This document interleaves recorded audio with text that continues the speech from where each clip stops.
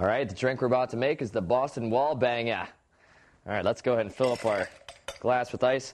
For you Boston people, I'm sorry about that bad accent. I just couldn't help it. Let's measure 1 ounce of vodka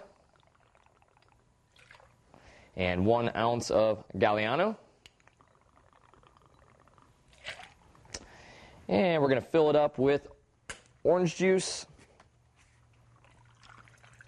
and give it a splash of light cream or milk. It's up to you. We've got some milk here. That'll do. I'll just give it a couple of shakes, just enough to get everything mixed together.